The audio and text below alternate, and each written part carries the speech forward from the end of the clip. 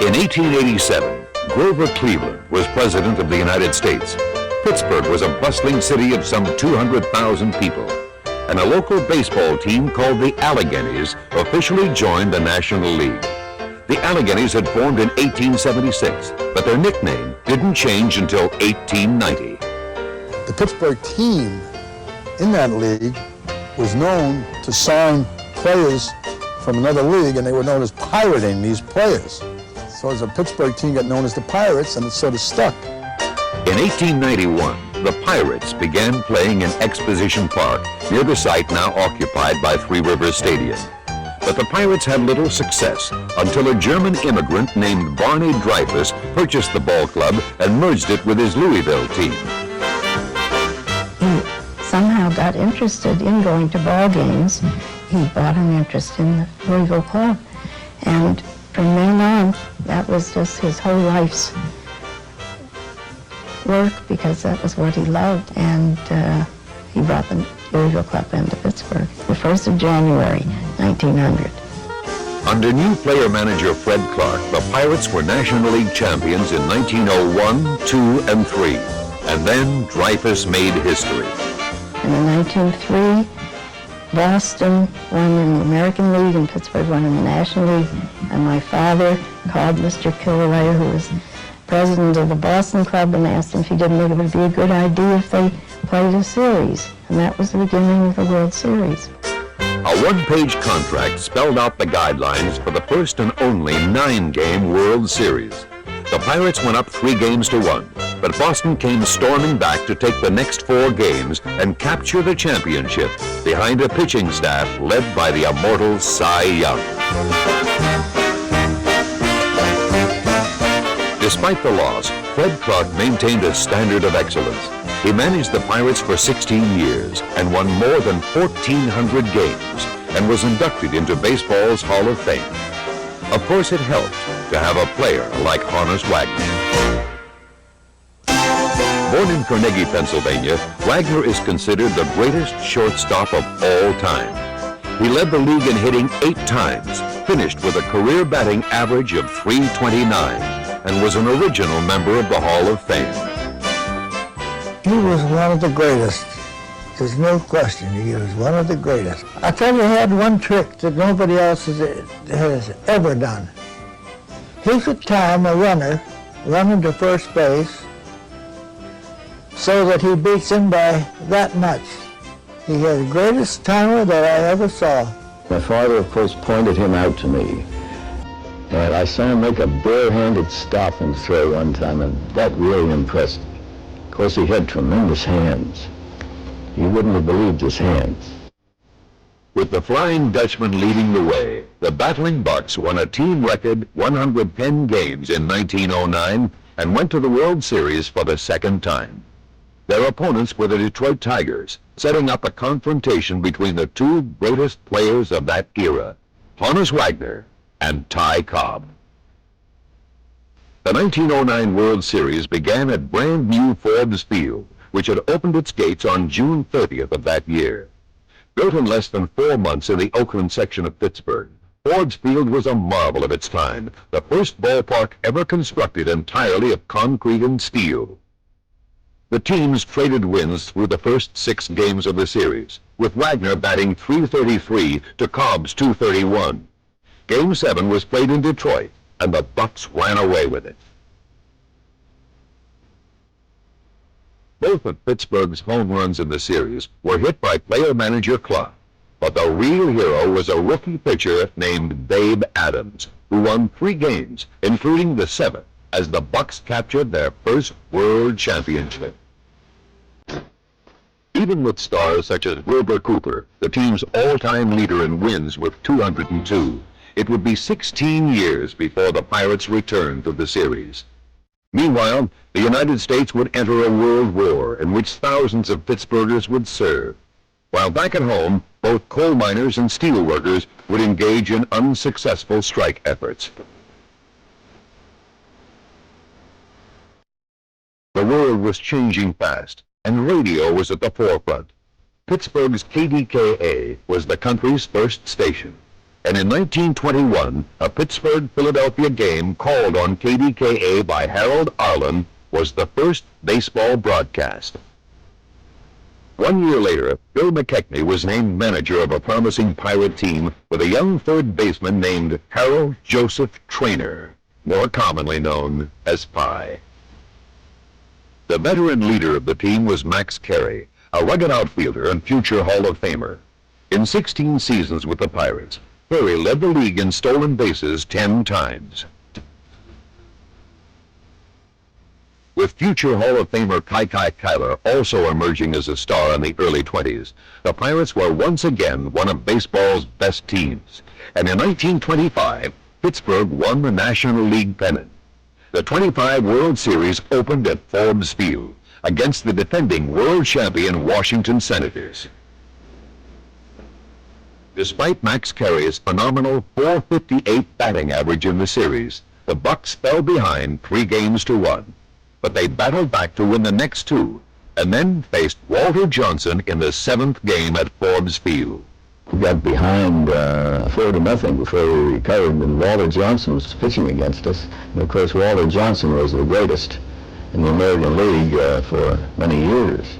The big moment in the game was when we were tied in the 8th inning, and Kyler, our right fielder, was at bat with the bases full and 2 out, and he kept fouling off pitches. I'll never forget the anguish we went through when he fouled off all those pitches. Eventually, he hit a ball down the right field line, which was fair, and it bounded over and back of the canvas, and everybody scored. Well, of course, it was a ground rule, and they eventually put 2 men back on base. That made it 9-7 Pittsburgh. Tyler's clutch hit made the Pirates world champions for the 2nd time. Pie Trainer also had a standout series, batting .346. But then Trainer stood out for 17 years as a Pirate player. His career .320 average was just one reason why he made the Hall of Fame, because Pie was also one of the best third basemen of all time. The one saying that covered Trainer's fielding was, one of the writers coined this, so-and-so doubled down the third base line and Trainer threw him out. Trainer, he would have played for nothing. He loved baseball so well. I remember we had several doubleheaders in a row. And I was in the dressing room and came out with Pie, and he says, "You know what? We just got 1 game today." He says, "I'll get fat playing 1 game." Trainer led the Pirates back into the World Series in 1927, but standing in the way were Babe Ruth and the New York Yankees. Ruth and Lou Gehrig were their chief assassins in a lineup called Murderers Row, considered the best team ever. Ruth blasted the only 2 home runs of the 27 series, and the Yankees swept the Pirates in 4 straight games. And so at the end of their first 40 years, the Battlin Bucs had been to 4 World Series and won 2, producing some of the finest players the game has ever known.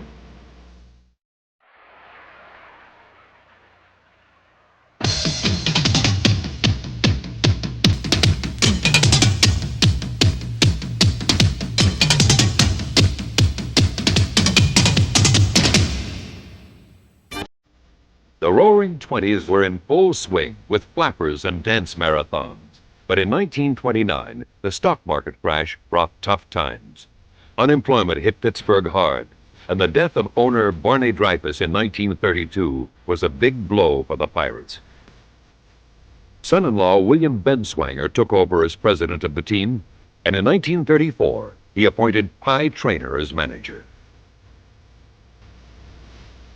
The Bucs were a contending team through most of the 30s, thanks largely to the Wagner brothers. Paul spent 15 seasons with the Pirates, compiling a batting average of .340 and leading the league in hitting 3 times. It was Paul who suggested the Bucs take a look at younger brother Lloyd, a .319 hitter over 14 seasons in Pittsburgh. We got Paul first, And he was an excellent player. And then he said, oh, he said, my brother, I have a brother, that was it, who's a much better player than I am. So my husband went out to scout the brother and decided maybe Paul was right. So they signed up Lloyd, and the two were really quite a team. Little Poison and Big Poison. Lloyd was faster, and he was faster and was a real good center fielder, one of the best. And but Paul, he was a good outfielder, but he didn't have the speed Lloyd did. If he'd had Lloyd's speed, he'd have probably hit 400 every year. Big Poison and Little Poison. They played side by side in the outfield, and at the plate they terrorized National League pitchers as no other brothers ever had. In fact, to this day, the Wagners remain the only brothers enshrined in baseball's Hall of Fame. They were poison to the pitchers. Dizzy Dean hated them. He hated to see them come up. L. Wagner, P. Wagner, Vaughn, and Trainer. That was our little murderers' row. L. Wagner, P. Wagner, Vaughn, and Trainer. Right in the middle was Archie Vaughn, who was in the middle of many a Pirate rally throughout the 1930s. In his 10 seasons with the Bucs, Archie compiled a batting average of .324. And just like the other three, Vaughn is in the Hall of Fame. He also shined in the field as one of the finest shortstops of his time. He did everything. He was a great fielder, great throw, accurate, and fast, and he hit in a lot of runs. What more can you say? Once he caught that ball, he'd throw you out. But he was a great ball player, very humble, but one of the great hitters. And a key member of one of the most imposing offensive lineups in the major leagues. In 1936, Franklin Roosevelt was elected to his second term as president, and Pittsburgh suffered the worst flood in its history, cresting at more than 46 feet. Meanwhile, Pirate first baseman Gus Seward was compiling a consecutive games played streak of 822, a league record at the time. Seward and his teammates witnessed history in May of 1935 when Babe Ruth came to town as a Boston Brave and in one game hit the last 3 homers of his career. The Bucs won the game, but Babe's final homer was the first ever to clear the Forbes Field roof. In the late 30s, ominous events abroad overshadowed baseball, and with World War at hand, the steel mills of Pittsburgh fired up in full force. St. Louis Hall of Fame player Frankie Frisch was named manager of the Bucs in 1940, but had only moderate success through the war years. And the end of World War II saw the beginning of a new era for the nation, the city, and the Pirates as well.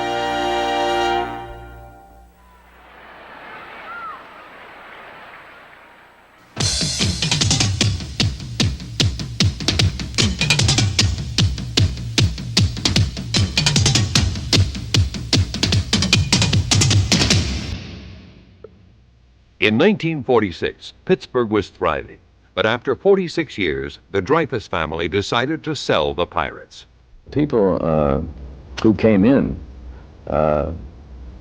made it very important because Frank McKinney was a very well-known person in Indianapolis. Of course, Bing Crosby was Bing Crosby. John Galbraith was John Galbraith, and Tom Johnson, of course, local. All well-known people, and there was a big lift here when that came to pass because we were sort of in the doldrums in 46. The new owners signed former Detroit star Hank Greenberg in 47 to help revitalize the team. And in 48, longtime Pirate broadcaster Rosie Rosewell was joined in the booth by a flamboyant 31-year-old named Bob Fritz, who would become a star in his own right. Also in 48, rookie skipper Bill Meyer led the Bucs to 83 wins and was named Manager of the Year. But the coming seasons were fraught with failure and frustration, except for Ralph Kiner, one of the greatest home run hitters of all time.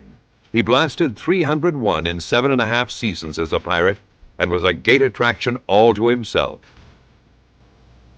the people used to wait till Kiner came to bat his last time. See, we didn't have good teams at that time, not top teams.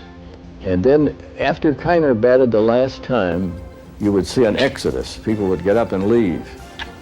All they wanted to see was him. I did have that reputation, and of course there was one reason for that. The Pirates were not a good ball club, and I was hitting a lot of home runs, and I was leading the league in home runs, and people would come out to watch that. And I take great pride in the fact that I put a lot of people in the ballpark, and I think that's really a great measure. Twice he belted more than 50 homers in a season. The only player in baseball history to lead his league in home runs 7 consecutive years. Ralph Kiner is enshrined in the Hall of Fame. In 1952, Branch Rickey was hired as general manager. He'd built great teams in St. Louis and Brooklyn, but the task ahead of him in Pittsburgh was enormous. The challenges when he came over to Pittsburgh were great. The biggest disappointment I know that he had when he came over, he thought that it would be a fairly quick turnaround of the Pittsburgh franchise, but when he got over here, he found the minor leagues were almost completely void of talent, and it took longer. Rickey helped lay the groundwork for future success, but for 8 straight seasons from 1950 through 1957, the Pirates won no more than 66 games and finished no higher than 7th place. In an 8-team league, according to our statistics, we should have finished 9th. So that's how bad we were. We'd find a different way to lose every night. I mean, it was exciting. A fly ball would go up. We didn't know who was going to catch it, if somebody was going to catch it. But the Pittsburgh club in '52, even though we lost a lot of games, they always thought they could win. And all the fans wanted in those years, like all good fans, show us that you're trying and hustling, and they stuck with us. The Bucs kept battling, and their fans' loyalty was soon to be well rewarded. Changes began to occur that would catapult the team back to the top, and the first came in 1956 when Rickey retired. When Mr. Rickey stepped aside, we said, okay, who do we work with? And here's this young man who was working in New Orleans as the head of our farm club down there, and we said, Joe Brown is not only committed, but a very bright and able guy, and let's give him a shot at it. And so we brought Joe up, and the record shows he built one of the finest organizations in all of baseball.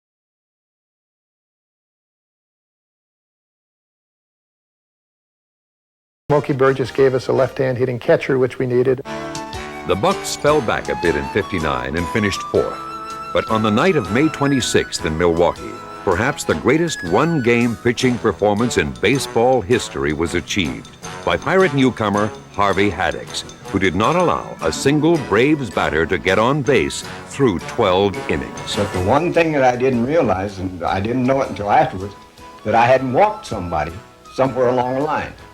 I was out there just trying to win a ball game. I didn't care about the base hits or not. We was trying to win. The Pirates had 12 hits, but could not score a run. So Haddix carried his perfect game into the bottom of the 13th inning. Here's the pitch. There's a fly ball deep right center. That ball may be on through and over everything. It is gone. Home run. At the absolutely fantastic. Joe Adcock spoiled the unparalleled performance. No other pitcher has ever tossed 12 perfect innings of baseball, but Haddix handled the disappointment with typical class and dignity. He sat at his locker, and there's all the press around him. And Harvey looked around and he said, "Gentlemen, give me a moment or two, will you?" And he said to the clubhouse boy, "Bring me a beer." He sat there with his back to them, popped his beer and took a couple of swigs of it. Goodness knows what went through his mind. But he turned around with a smile on his face and he said, "Now, gentlemen, what can I do for you?" I'll never forget that as long as I live. Pirate fans were treated to still more unforgettable pitching that season as reliever Elroy Face went 18-1 out of the bullpen. Face made the forkball famous, and for 14 years, the buck stopper. Well, as far as I'm concerned, there hasn't been anybody that has been as effective as Roy has in a relief role. Bases loaded, nobody out, more than once. The bases were still loaded and 3 outs. In the summer of 1960, Pittsburgh was swept away by pennant fever, and a 3-word slogan caught the spirit of the entire city. Beat 'em Bucs, beat 'em Bucs, beat 'em Bucs, beat 'em Bucs. The Bucs are going all the way, all the way, all the way. Yes, the Bucs are going all the way this year. The 60 season was the greatest thrill for me because very early on our team established a pattern.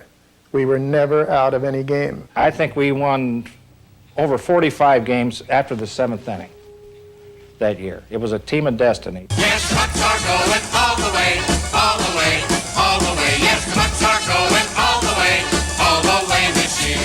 That's exactly what they did, winning 95 games to capture their first pennant in 33 years. Spearheading the charge was a pitching staff that featured names like Friend and Haddix and Mizell. But the main man with a 20-9 record in 1960 was Vern Law, who won the Cy Young Award that year. Vern Law was our stopper. I mean, we could lose. In fact, in 1960, I think we never did lose 4 straight. He pitched every 4th day, and if we had a losing streak going, he stopped it. And he wouldn't let us get into any ruts. The tandem of Danny Murtaugh and Joe Brown had put together a proud and cohesive unit. All 25 Pirates carried the load of leadership, but none any more so than Dick Groat, a native of Wilkinsburg, who anchored the infield at shortstop. Groat spent 9 seasons in a Pirate uniform, and 1960 was the finest of his career. He led the league in hitting with a .325 average, and at season's end was voted league MVP. On September 25th in Milwaukee, the Pirates clinched the pennant. They just won it. It's all over. They've got the report down there, Paul. The Pirates win it. The Pirates have won. All over. The Pirates have won the National League pennant on the basis of the Cardinals losing to the Chicago Cubs at Wrigley Field. It's all over. I wish I had words to express how I do feel. I mean, it's something you just can't put into words. We've been waiting so doggone long for this that I think that everyone is just tickled pink. Well, now, how about it? You feel as the pitching is the big thing, Danny, in any ball club and this one? Well, I think we're rather blessed.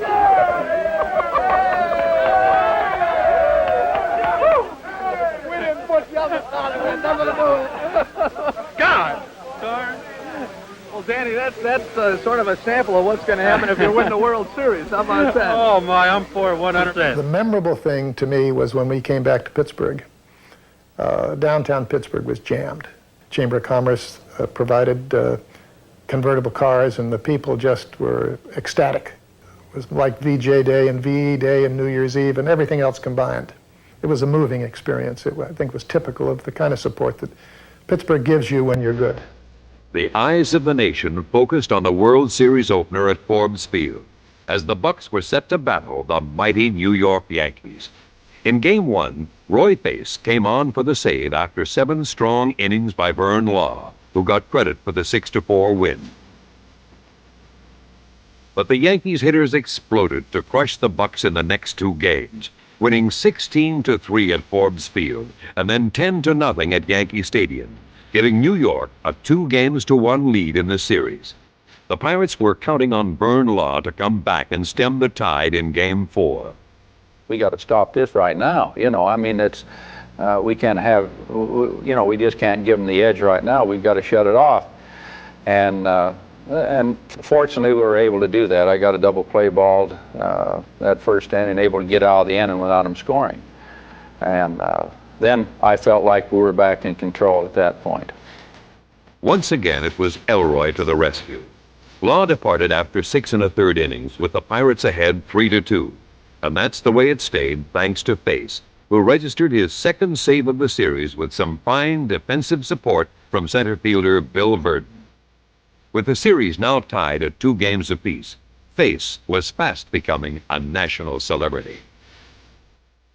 Well, now the Yankees have been feeling very nervous because you've been throwing at them a forkball. I'd like you to illustrate what a forkball is so the country can understand it when they read Well, it. I hold it between my first 2 fingers like that, without any seams, and I throw it straight overhand like the fastball, and the ball will usually sink. I think that's unfair to our organized Yankees. I really do. It's awfully nice to have you here, Red. The series remained in New York for Game 5. The Pirates drove home 5 runs, while starting pitcher Harvey Haddix allowed only 2 over 6 1/3 innings, before giving way to Face, who shot down the Yankees for his 3rd save. And the Bucs headed home, needing 1 more win. But in Game 6, New York romped again 12-0, setting up perhaps the most compelling game in series history. The Bucs took a 4-0 lead, but the Yankees came back to go up by 3 heading into the last of the 8th. Gino Samoli was on first when the big break came. Bill Burden's bad hop grounder hit Tony Kubek in the throat, and instead of a double play, the Pirates had new life. They pushed across a pair of runs and had 2 men on base with 2 out when reserve catcher Hal Smith stepped up to the plate. And the 2-2 to Smith. He swings a long fly ball deep to left field. I don't know. It might go out of here. It is going, gone!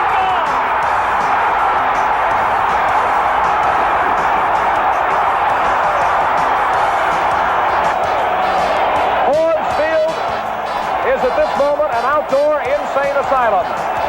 We have seen and shared in one of baseball's great moments. When I got to second base, it dawned on me what had happened. And then I started getting pretty thrilled. It was really great coming around third and going into home. Dick Grote and Roberto Clemente were on base, and they were there waiting for me and greeted me. I don't know how anything could be any more exciting to any athlete than that, because that's the top. When we scored those 5 runs in the 8th inning, I think we thought we had it won, and we just went kind of crazy and feel like we just go through the motions, get them out, and we got this thing won, but it didn't happen that way. New York tied it with 2 in the 9th, and Mazeroski led off for the Bucs. All I can think to myself is just get a good ball, hit a line drive somewhere, get on base, get something started. So that was on my mind. I had no visions of hitting a home run, not even trying to run it. Ralph Terry delivered.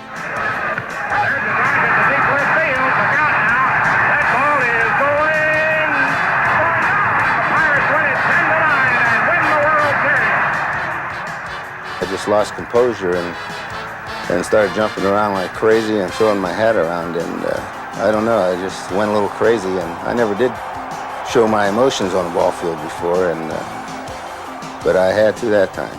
Who could blame him? Bill Mazeroski had hit what is arguably the most dramatic home run in baseball history. You just can't appreciate it when you've got 40,000 or 50,000 people watching you play and you've never been in baseball before. And then to win the World Series against the Yankees, of all people, you'd have to say that's the greatest moment you've probably ever had.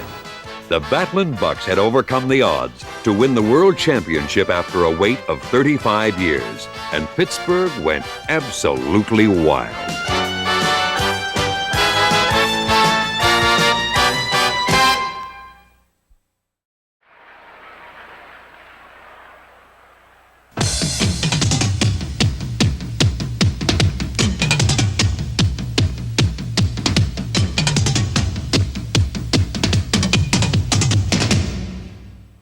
John Fitzgerald Kennedy, do solemnly swear that you will faithfully execute the office of President of the United States. that I will faithfully execute the office of President of the United States.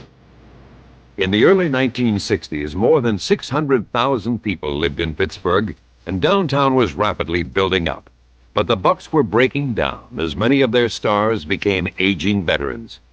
After the '64 season, Danny Murtaugh stepped down because of ill health, and Joe Brown was forced to rebuild.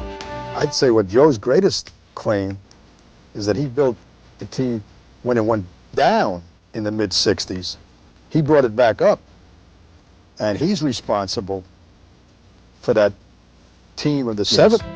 But throughout the '60s, Pirate fans could count on a few constants, like second baseman Bill Mazeroski. Turning the double play at second base, you won't find anyone quicker or finer. The ball looked like it made a U-turn. It didn't stop. It just kept on going.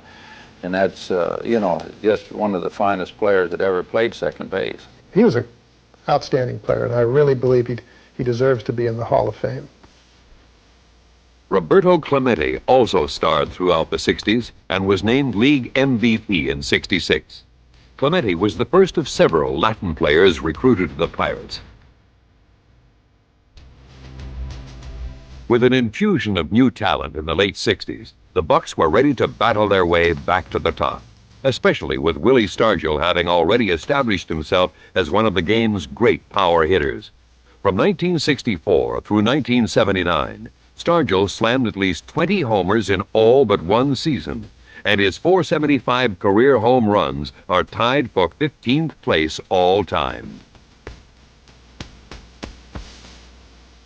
In 1970, Danny Murtaugh returned as manager and guided the Bucs to the top of the East. But the team would raise its division flag at a brand new ballpark called Three Rivers Stadium, which became the Pirates' home on July 16th. Forbes Field had been home for 61 years, but had deteriorated so badly that it was time to move on. And on June 28th, the Bucs said farewell to Forbes with a doubleheader sweep of Chicago. Ground ball bouncing up the middle. Taken by Naz. He steps on second for the final putout in the history of Forbes Field. So it was goodbye to the past and hello to the future. And the Pirate future was bright indeed. Playing in their new home in late September of '70, the Bucs swept a 3-game series from the New York Mets to clinch the Eastern Division title.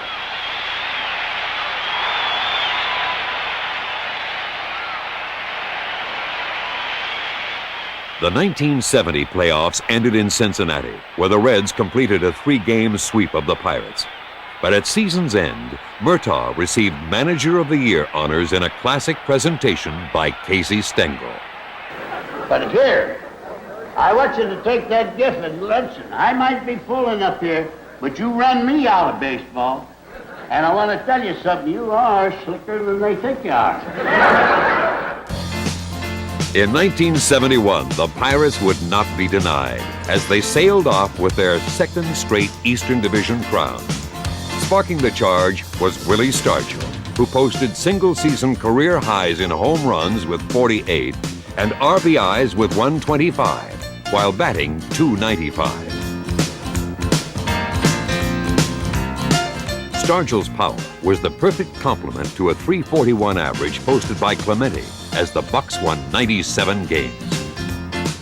As the season wore on, we were pounding people. I mean, guys were fighting for the ball to see who would start that night. Give me the rat. I want the white rat. And it was a great club to play for because we did. It started looking like, hey, we are good. We've got a good ball club here. And then it just becomes fun. And to pitch in front of that ball club, I was just happy that I signed with the Pirates because I wouldn't want to be in the National League with another ball club against that kind of hitting. The playoffs began in San Francisco, and first baseman Bob Robertson lit up Candlestick. Robertson on a slasher down the right field line. Kingman leaps for it, gets it goodbye. It bounced off his glove and went on over the right field. Looking, it is going, gone. Number 3 in this ball game by Bob Robertson. What a day he's having.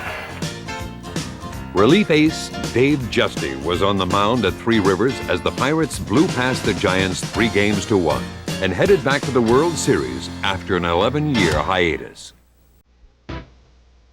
The series opened in Baltimore, and the Orioles were heavily favored to win their second straight World Championship. Earl Weaver's team had it all: overwhelming pitching and overpowering hitting. Both were on display in the first two games. The O's took the opener 5-3, wrapping out 10 hits to Pittsburgh's mere 3. And Baltimore ran away with the second game 11-3, out-hitting the Pirates 14-8. They got us 2-0 real quick. And it was amazing, too, because the vendors there in Baltimore started selling pirate paraphernalia at half price. They just knew that the Pirates wasn't coming back. And boy, I'm telling you, they really wrote us off. After the second game, Murtaugh very calmly just told the media, "You have not seen the real Pittsburgh Pirate team, but I'm sure you will see them before this series is over, and we'll be back."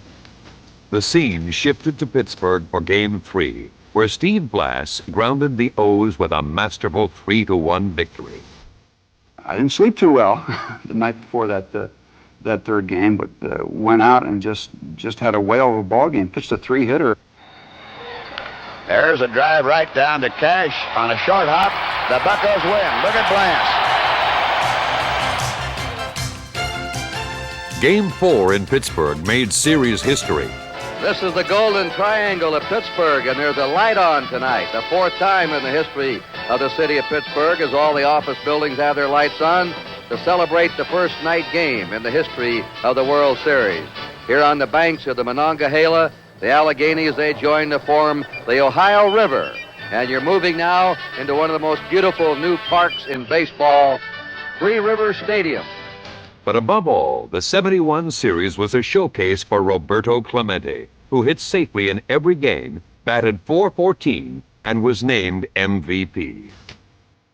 I mean, even a blind person could clearly see what was shining out there, and it was Roberto. 2 doubles, a triple, 2 home runs, 4 RBIs. Clemente put on one of the most outstanding performances in World Series history. And not just at the plate, but in the field as well. Long chase for Clemente. Gallops over. Grabs it, whirls. Here's Retman coming to throw. What a throw! He just beat it away.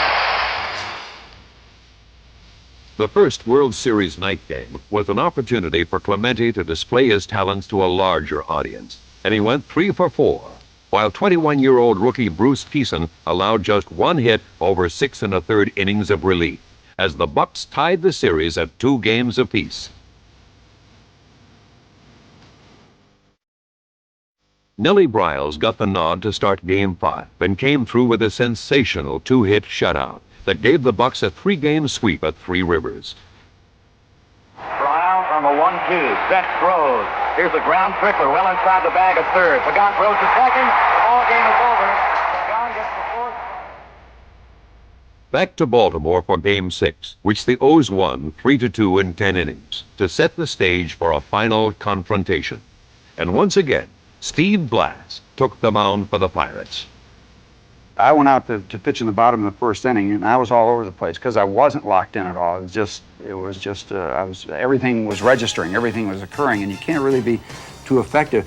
But that's when Earl Weaver tried his psychological ploy and come out and said, Rule 801. 801. Rule 801 says he's got to pitch from in front, on the rubber in front, and not on the side. And I think I got so upset with him trying that nickel and dime stuff that it gave me a sense to settle down and forget about all the circumstances around. And after that, really did get back into it and got back in the groove and went from there and really pitched effectively after that. Blass went the distance, allowing just 4 hits as the Pirates took it 2-1 for the 4th World Championship in their history. And of course, Clemente had a hand in the victory. That is hit well. A Clemente home run, and the Pirates lead 1-0. That's his 12th hit. It looked like he hit a breaking pitch. You look at Clemente in the 71 World Series. Clemente played baseball like that for 15 years. Roberto was a baseball artist who excelled in every phase of the game. A .317 lifetime hitter and a 4-time batting champ, Clemente was often misunderstood, but not by those who knew him. I just cherish those 10 years that I had a chance to rub shoulders with him. He taught me so much about the game. And a lot of my teaching is a result of his teaching. When he became more established in his own mind as a top performer, then he looked around and knew that he could help others. He helped the young players in particular, but more than anything else, he helped the young Latins. His feelings and commitments were way beyond the paycheck. They were to the Pirates, to the fans of Pittsburgh, and to our family and to the organization. Clemente played right field like an instrument, winning 12 straight Gold Gloves, and his throwing arm was legendary. Over 18 seasons, he played in more games, batted more times, and got more hits than any other Pirate ever. And his final base hit made history. Bobby hits a drive into the gap in the left center field. There she is. Just 3 months after reaching 3,000 career hits, Clemente's life tragically ended. Clemente, a perennial star with the Pittsburgh Pirates, died when the plane loaded with relief supplies for earthquake survivors in Managua, Nicaragua, plunged into the ocean seconds after takeoff. Clemente was in charge of the earthquake relief drive in Puerto Rico. After his death on New Year's Eve 1972, Clemente received special induction into the Hall of Fame. Roberto was gone, but the Bucs kept winning. In all, they captured 5 division crowns in the first 6 years of the 70s, propelled by an awesome offense that came to be known throughout baseball as the Lumber Company. Well, right now, Oliver is in a very key situation. Slow pause to the belt, the pitch, and there's a ball hit very deep to right field. You can't kiss it goodbye. Roboski working. Sanguin swings. There's a dive down the left field line, and it's going to twist away down. Certainly did a tremendous job. Stargell gets Goodwood on this one, chasing Santo back to the fence. Ronnie looks. A home run for Stargell. Kiss it goodbye. Well, what'd you hear me say? He giveth and he taketh. But with success came sadness when Danny Murtaugh died in '76. I think Murtaugh probably was one of the greatest managers in baseball, and a lot of people don't know it. But Murtaugh, he could get the most out of his talent. I mean, that's what a manager should do. He was smarted like a fox. He really was. Danny, the only thing I didn't like about Danny, he'd spit tobacco on my shoes. That's the only thing I didn't like. If you think of Danny Murtaugh and don't smile, then you don't know him at all. Also in '76, Joe Brown retired as general manager, closing out a glorious chapter in Pirate history.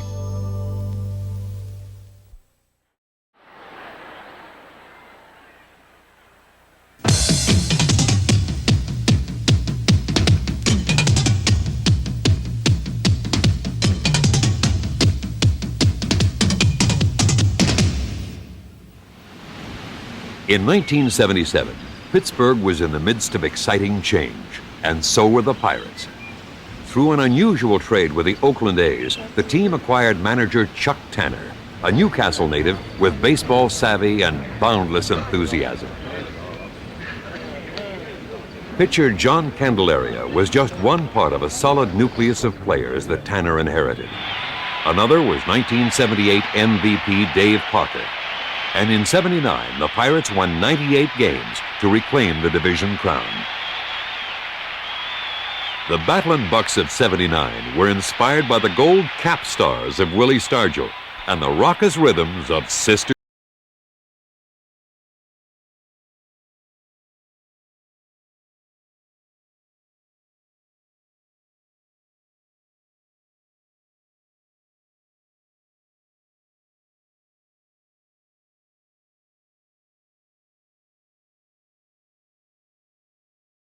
Was a big help, although the star never got a hit.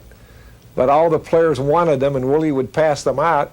And then also the We Are family was another big thing that kind of kept the team together through adversities. No adversities in the playoffs as Pittsburgh swept the Reds 3 straight.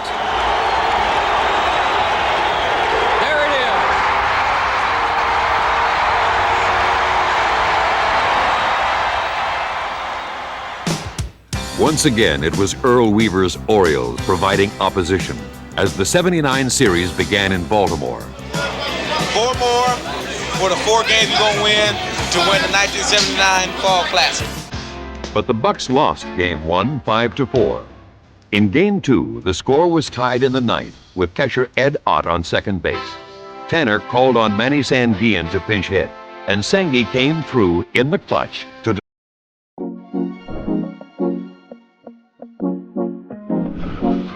deliver the go-ahead run.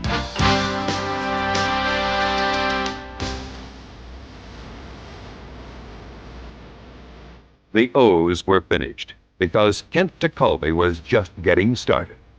In the tradition of Elroy Face and Dave Justy, DeCulvey was a first-class bullpen stopper. He collected 3 saves against the O's, including this one, which tied the series at a game apiece. The scene shifted to Pittsburgh, where the O's won the next 2 games to take what appeared to be an insurmountable lead. But the Pirate family pulled together after tragedy struck the Tanner family. We were down 3-1, and my mother was very sick, and she died. And I kept managing, and I told the players that we needed some extra help, so she was going upstairs to give us that little extra push. Had to be tearing him down, but you would never know it. And he made one statement that his mother would have wanted him to be there and want the Pirates to come back and win. And then that sent a chill through all of us. Starting pitcher Jim Rooker responded with 5 innings of 3-hit ball, while the offense pounded out 13 hits and pulled away to a 7-1 victory. The series would indeed return to Baltimore. The O's were brought down in Game 6 after Dave Parker pounded one of his 10 series hits. Pittsburgh trying to build up a threat here in the top of the 7th inning in a scoreless ball game. And Parker hits it sharply. Second base, that'll score Moreno. Omar coming around third, and he comes to the plate for the first run of the ball game.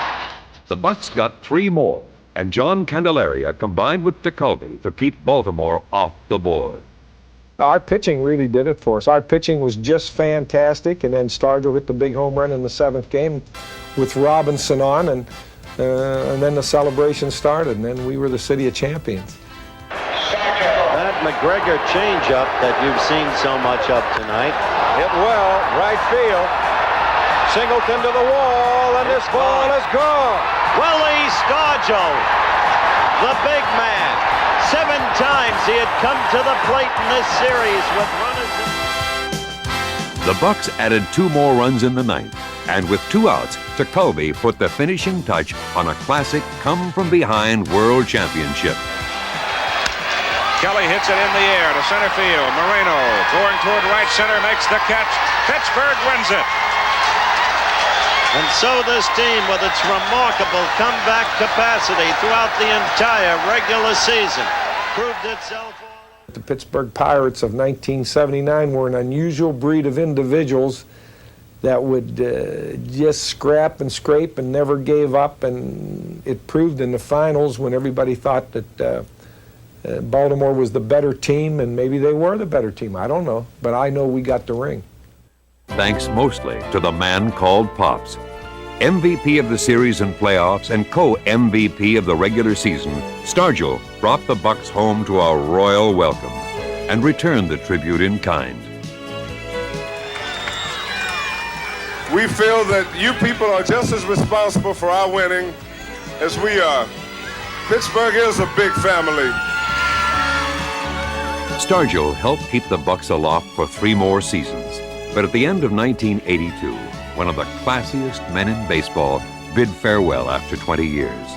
He had touched the entire city, and it was clear that Pittsburgh had touched him. There's no greater joy, and I may sound like a broken record. I come in last night, early this morning, in through the tunnels, and this city opened up with its arms, and I felt at home. I can't even begin to tell you what this hour has meant. What we need in this game of baseball, and Pittsburgh was fortunate to have the honor to have a Willie Stargell representing Pittsburgh through the years that he was with them. And there's no finer person on the field and off the field than Willie Stargell. And nobody that ever played the game could hit the ball as hard or as far. Nobody. New young stars began to emerge, but turmoil both on and off the field sent the Pirates into a tailspin. And in 1985, all of Pittsburgh was saddened by the death of Bob Prince. Voice of the Bucs for almost 30 years, the gunner's unique style earned him a place in the Hall of Fame. Maz driving deep left field if it stays fair. Get going, and kiss it goodbye. We got him. And the Pirates are the National League Eastern Division champions. Extremely deep, and you may have some chicken on the hill with Will. I broadcast Major League Baseball for 30 years with a lot of different people, but I wouldn't trade the 12 years with Bob Prince and the Pittsburgh Pirates for all the rest of them put together. Then, still more distressing news. The Galbraiths decided to sell the franchise, and it seemed the city would lose it. But Pittsburgh united to save the Battlin Bucs. We had to do something ourselves to keep the team here. And that's when I decided that the city itself had to get involved with the purchase of the team by putting some sort of a formula together, being a public-private partnership. Time and time again, that community has come forward when our Western Pennsylvania or Pittsburgh generally has needed it and has done the things necessary to make major contributions to our lifestyle, which ends up being a #1 most livable city. Pittsburgh has a noble tradition of public and private sectors coming together in time of need. They did it again to save the Pirates, and with good reason, because for 100 years, this team has been a unifying force in a city of vast diversity, and a major league city deserves a major league team. 1987 marks the 100th anniversary of Major League Baseball in Pittsburgh. The Pittsburgh Pirates have provided the city of Pittsburgh and the surrounding areas with many championship teams and many, many superstars. The 1987 Pittsburgh Pirates under manager Jim Leland is committed to a new beginning for the next 100 years of successful baseball for the Pittsburgh area. Just as our grandparents passed on the pirate tradition to our parents and they to us, so too should our children and their children have that privilege.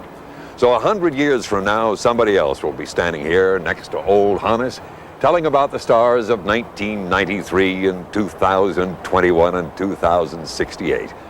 If the past 100 years are any indication, there sure is a lot to look forward to in the century to come.